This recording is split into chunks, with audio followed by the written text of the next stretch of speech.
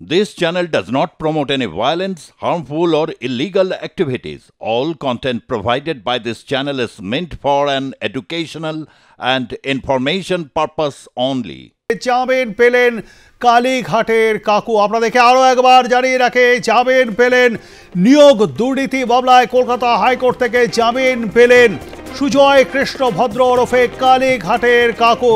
ED মামলায় জামিন।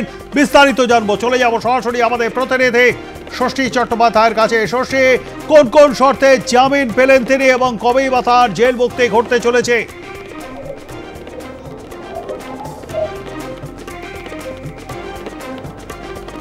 দেখো, প্রাথমিক শিক্ষক নিয়োগ দুর্নীতি মামলায় 2023 সালে মে মাসে গ্রেপ্তার করা হয়েছিল সুজয় কৃষ্ণ ভদ্র ওরফে কালীঘাটের কাকু এবং কলকাতা হাইকোর্টের প্রাক্তন বিচারপতি অভিজিৎ গঙ্গোপাধ্যায়ের নির্দেশেই মূলত তদন্ত শুরু করেছিল সিবিআই এবং পরবর্তী পর্যায়ে prevention of money laundering act অর্থাৎ আর্থিক দুর্নীতিতে তদন্ত শুরু করে ইডি এবং পরবর্তী পর্যায়ে এই সুজয় কৃষ্ণ ভদ্রকে ইডি হেফাজতে নিয়ে ম্যারাথন জিজ্ঞাসাবাদ এবং তারপরেই দীর্ঘ সময় কেটে যায় এবং কালীঘাটের কাকুর তার যে ভয়েস স্যাম্পলিং টেস্ট বিচারপতি অমৃতা সিনহার নির্দেশে একেবারে রাতারাতি তাকে হাসপাতাল থেকে নিয়ে গিয়ে তার টেস্ট করা হয়, ভয়েস স্যাম্পল টেস্ট, এবং তারপরে অনেকটা সময় কেটে গিয়েছে এবং কখনো নিম্ন আদালতে অর্থাৎ ব্যাংশাল আদালতে, কখনো বা কলকাতা হাইকোর্টে তিনি জামিনের আবেদন জানিয়েছিলেন এবং দীর্ঘ সময় শুনানি হয় বিচারপতি শুভ্রা ঘোষের এজলাসে।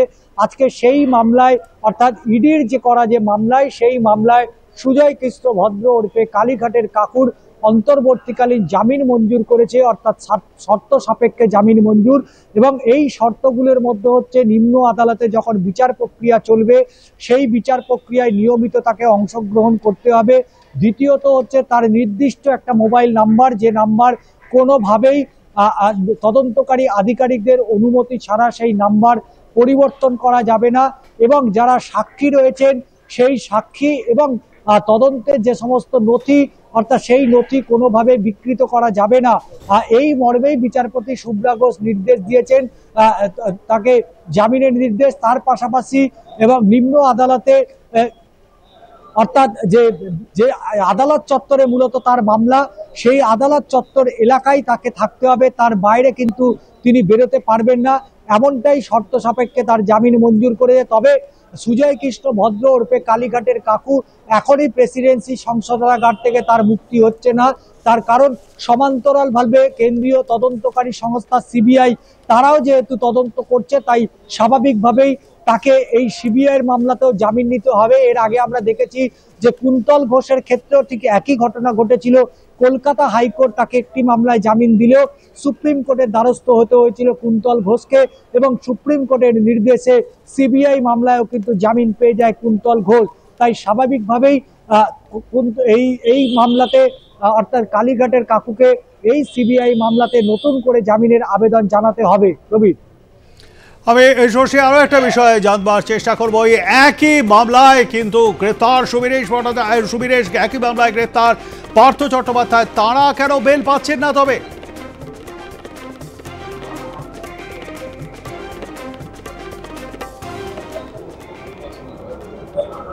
দেখো, সুবীরেশ ভট্টাচার্য, অশোক সাহা, প্রাক্তন শিক্ষামন্ত্রী পার্থ চট্টোপাধ্যায়, এনাদের বিরুদ্ধে যে অভিযোগগুলো এসছে সেগুলো হচ্ছে এসএসসির অর্থাৎ গ্রুপ সি, গ্রুপ ডি, নবম দশম, একাদশ, দ্বাদশ এই সমস্ত মামলাতেই মূলত অর্থাৎ এই সমস্ত শিক্ষক বা শিক্ষাকর্মী নিয়োগের ক্ষেত্রেই বড়সড় দুর্নীতির অভিযোগ এসেছিল। এবং তুমি জানো যে 2019 সালে যে উপদেষ্টা কমিটি গঠন করা হয়েছিল সেই উপদেষ্টা কমিটিতে মূল মাথায় ছিল প্রাক্তন শিক্ষামন্ত্রী পার্থ চট্টোপাধ্যায়। তাই স্বাভাবিকভাবে এই সুবীরেশ ভট্টাচার্য, অশোক সাহা, পার্থ চট্টোপাধ্যায় এবং আরো বেশ কয়েকজন রয়েছে যারা ইতিমধ্যেই কলকাতা হাইকোর্টের বিচারপতি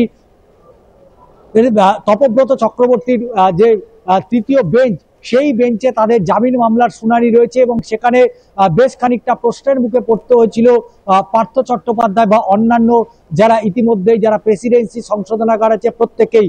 তাই স্বাভাবিকভাবেই এই মামলাটা পৃথক আরেকটা তৃতীয় বেঞ্চে, কারণ বিচারপতি অরিজিৎ বন্দ্যোপাধ্যায়ের যে ডিভিশন বেঞ্চ, সেই ডিভিশন বেঞ্চে তাদের জামিন মঞ্জুর করলেও অন্য বিচারপতি তিনি এই জামিনের ক্ষেত্রে তিনি দ্বিমত পোষণ করেছিলেন। তাই স্বাভাবিকভাবেই এসএসসি নিয়োগ যে দুর্নীতি মামলায়, সেই মামলাতেই পার্থ চট্টোপাধ্যায় বা সুবীরেশ ভট্টাচার্য বা অশোক সাহা